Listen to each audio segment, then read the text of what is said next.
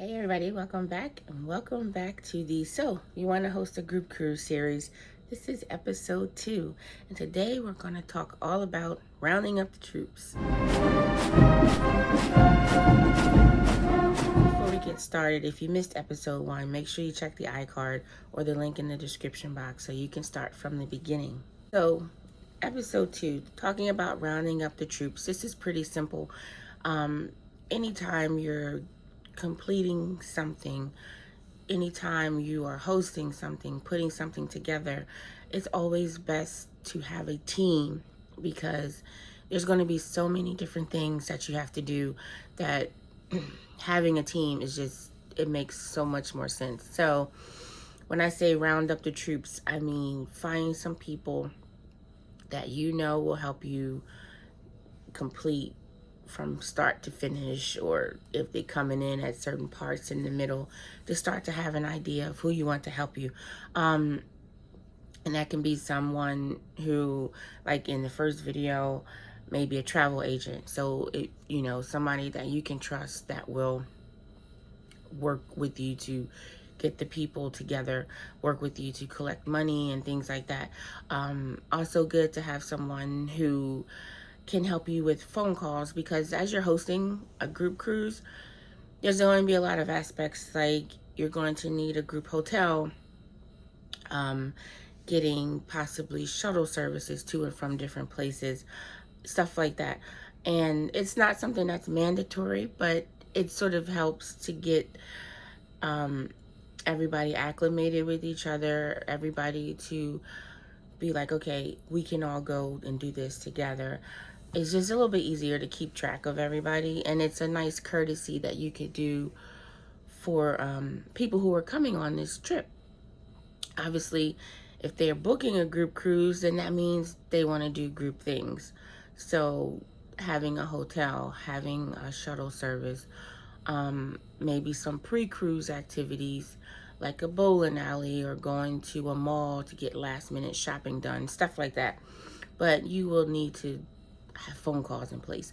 So have somebody that will help take some of the pressure off of you by making phone calls for you.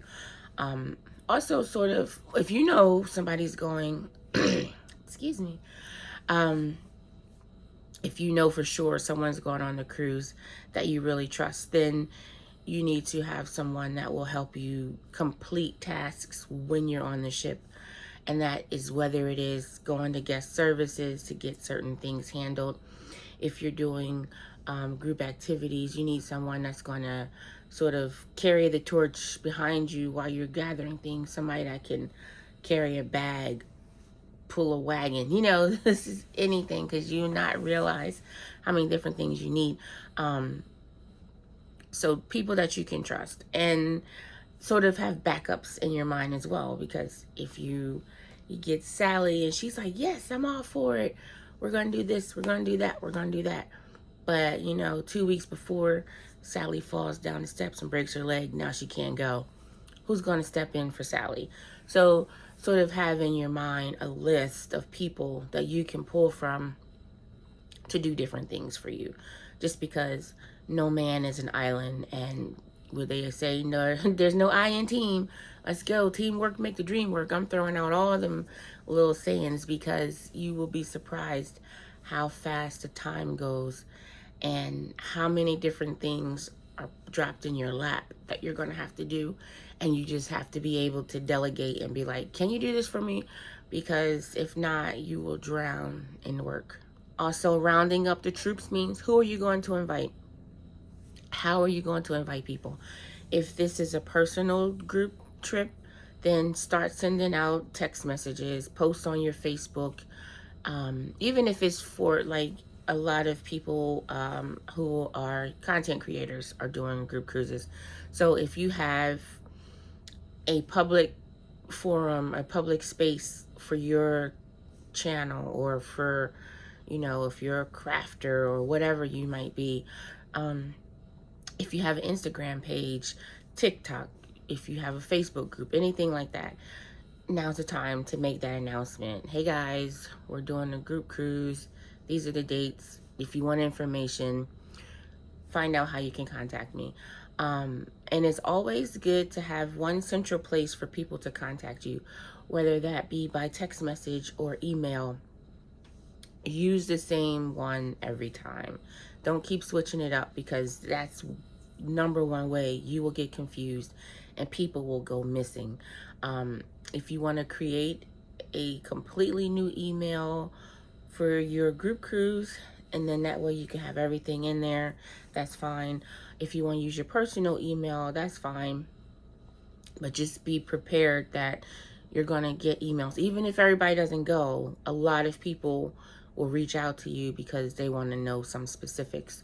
So make sure you have one central place where all of your group information will go, because it's going to be a lot. And I keep saying a lot, so it's in your mind that this isn't a cakewalk, but it can be pulled off successfully. And another thing to go along with rounding the troops, where will they gather? Once you have your trip set, you can create like a Facebook group or an Instagram group. I would say, don't do it too far out, because depending on how you're going to start letting people into the group, then you're going to have to start interacting with that group. So I would say maybe 6 months out at the minimum. You have 6 months to your trip. Now you can start inviting people to your Facebook group, because the Facebook group, in my opinion, is where all the meat and the butter goes. Because in the regular public world, you're reeling people in. This is it. Come and join. Put your deposit down. Do this, do that. But I feel the Facebook group should just be for the people going on your trip.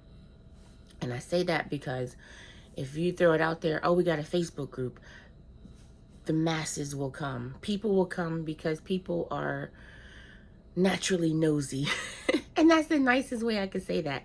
People want to get in your group because they want to see what's going on. So I reserve my Facebook groups for my specific sailings, only for the people that are going. Now, you can have a public Facebook group. There are tons of public Facebook groups for specific sailings.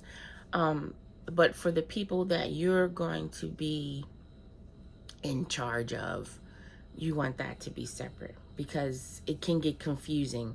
And I know this from experience. My very first groupcation, I created a group for our sailing, but I left it open, and people started searching, whatever the ship and the date was. So people started asking to join, because that's just what people do.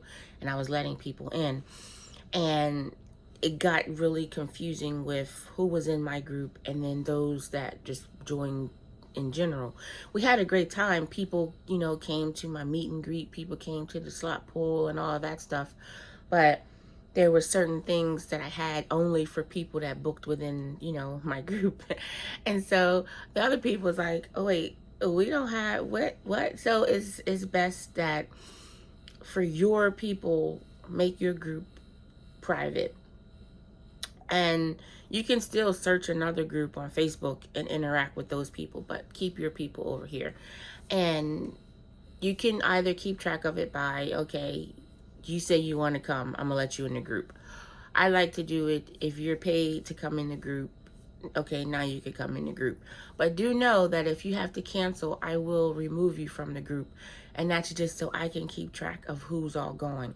Because if I'm making gifts and it says in my Facebook group I got 75 people, but in reality I only got 35 that are going, now I'm making 40 extra gifts that I didn't have to make. So that's why I believe that's important. And then you can do that, 6 months in advance. And then that gives people time to start slowly meeting each other, chatting. You can start making your events and get people's excitement up and stuff like that. But you don't want it too far out.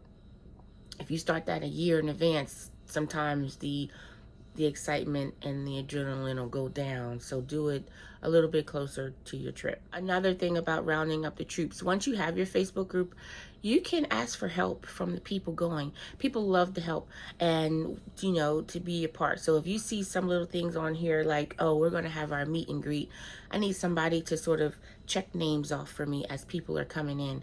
I need somebody that can pass out itineraries. Who wants to help me do that? Anybody want to help me lead the troops on our group excursion? It doesn't always have to be you, says the control freak, right?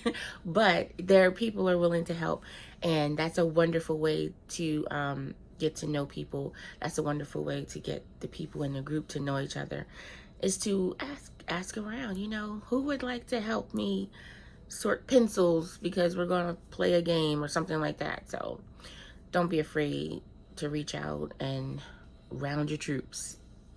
The last couple of things, when people are booking, make sure you're getting some type of correspondence from them where you can reach out to them outside of the group.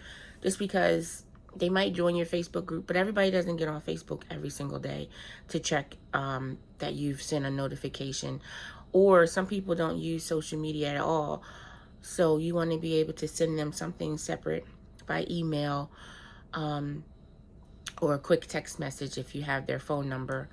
And also let people know that if, you know, if your sister's in the group and she's going with her husband and two of her cousins, but they're not on Facebook, you want to make sure that she has information that she can send to them, or ask her to give you their emails so you can send it to them personally, because everybody's not going to get every notification. And that's another reason why I feel it's good to have separate. So some things you can throw on a group, it's fun, we're interacting, but the bulk and the core of the information should definitely be sent to someone's email address, because that's a better way to keep track. That's a better way to have a paper trail. So if they say, I didn't know about this, you can say, oh, I emailed it to you, and you can go to your sent messages and see, oh, I sent this to you at 7:47 on July 3rd. It protects you when it all boils down to it. When somebody says, I didn't get that, I sent it, so it's not on me anymore. And that's an important thing, because as much as we love to do things, as much as we love people, people are still going to be people, and sometimes people won't be happy. So you got to be able to protect yourself at the same time.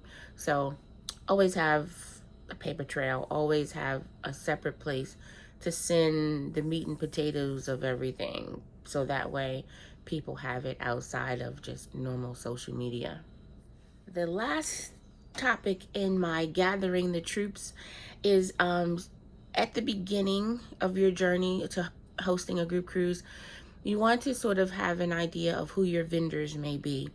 Now, you might not need them until it gets very closer to your cruise, but it's a good idea to start reaching out to people. And by vendors, I mean, if you're going to have group t-shirts, who's going to make the t-shirts? Are you going to get someone personal to do it, or are you going to look on a website? Are you giving out gifts, that type of thing?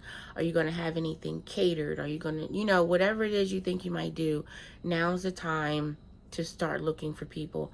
Now's the time to say, oh, I might have 60 people that I want to make a water bottle for. How much do you charge for that? Now is the time, because you want to be able to get prices and say, okay, this is your price. Are you sure? I'll be back in 6 months once I start gathering people's money to order, or I'll be back when I want to purchase this. So that way, if it is something that you're going to be asking people to pay for, this goes back to give people time. You know, you don't know someone's purse. So if you know that you want people to buy a shuttle, if you know you want people to buy a t-shirt or something like that, give them enough time. And then in between all that time, you get, you know, give them reminders. In 60 days, I'm gonna need $13 for this, you know. Up 30 more days till this is due. Just a friendly reminder. And do it where you're not feeling like you're badgering people or forcing them. Always let them know that it's voluntary, it's not mandatory. But if they don't, if they don't do it, then that puts the responsibility back on them, not on you. And also, it gives them time frame. They can look at their pay schedules and stuff like that. So make sure that you're giving people enough time to be able to do the things that you want them to be included in. All right, they have it. Those are my tips for rounding the troops when you're hosting a group cruise. I hope you enjoyed this video. Be sure to go back and check out episode 1 if you missed it. Make sure to hit that subscribe button if you are not subscribed to this channel. And we'll see you soon for episode 3. Bye.